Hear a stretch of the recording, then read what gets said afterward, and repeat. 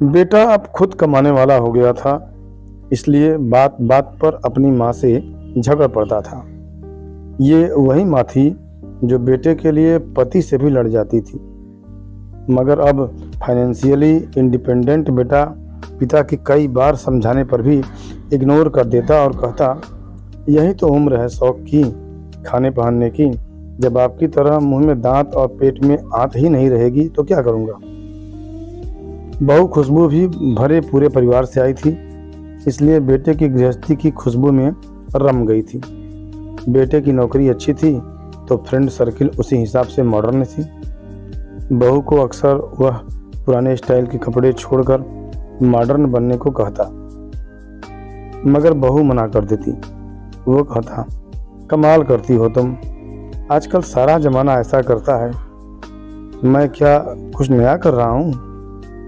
तुम्हारे सुख के लिए सब कर रहा हूँ। अब तुम हो कि उन्हीं पुराने विचारों में अटकी हो। क्वालिटी लाइफ क्या होती है तुम्हें मालूम ही नहीं। और बहू कहती, क्वालिटी लाइफ क्या होती है ये मुझे जानना भी नहीं है, क्योंकि लाइफ की क्वालिटी क्या हो मैं इस बात में विश्वास रखती हूँ। आज अचानक पापा आईसीयू में एडमिट हुए थे। हार्ट अटैक आया था।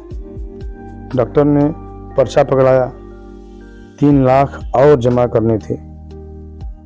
1.5 लाख का बिल तो पहले ही भर दिया था, मगर अब ये 3 लाख भारी लग रहे थे।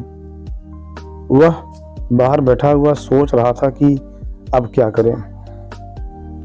उसने कई दोस्तों को फोन लगाया कि उसे मदद की ज़रूरत है, मगर किसी ने कुछ तो किसी ने कुछ बहाना कर दिया। आंखों में आंसू थे और वह उदास था। तभी खुशबू खाने का टिफिन लेकर आई और बोली, अपना ख्याल रखना भी जरूरी है, ऐसे उदास होने से क्या होगा। हिम्मत से काम लो, बाबूजी को कुछ नहीं होगा। आप चिंता मत करो, कुछ खा लो, फिर पैसों का इंतजाम भी तो करना है आपको।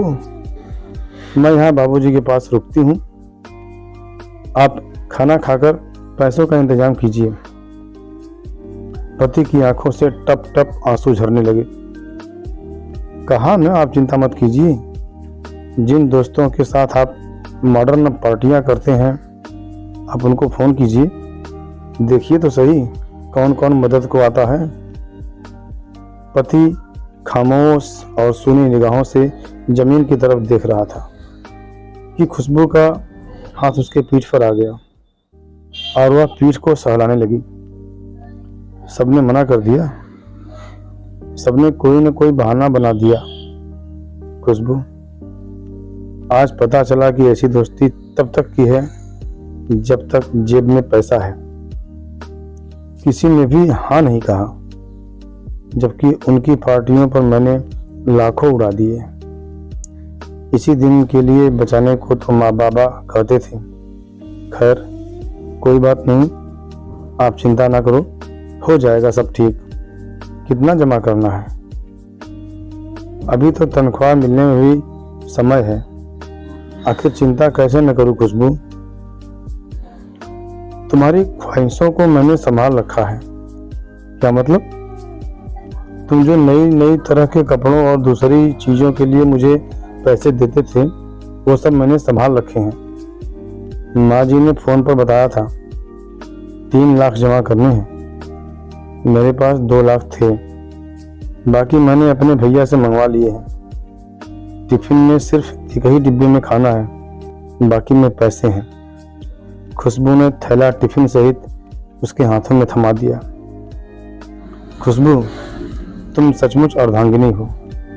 मैं तुम्हें मॉडर्न बनाना चाहता था, हवा में उड़ रहा था, मगर तुमने अपने संस्कार नहीं छोड़े। आज वही काम आए हैं। सामने बैठी माँ की आंखों में आंसू थे।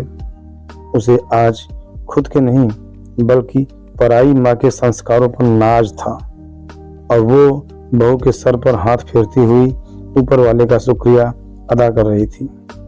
दोस्तों, मेरे हिसाब से कहानी बहुत ही सार्थक अर्थ प्रस्तुत कर रही है।